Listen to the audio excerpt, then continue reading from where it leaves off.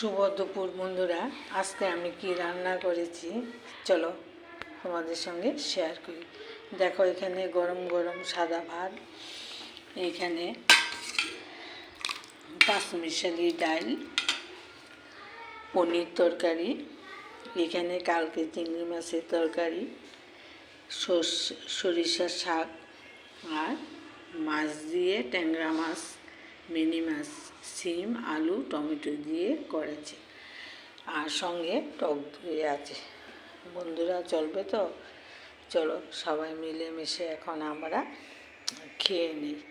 আজকে এইটুকুই করেছি বন্ধুরা। দেখো, সবাই পাশে থেকো, ভালো থেকো, সুস্থ থেকো। দেখো এখানে, চলো সবাই মিলে এখন আমরা খেয়ে নিই। সবাই পাশে থেকো, ভালো থেকো, সুস্থ থেকো।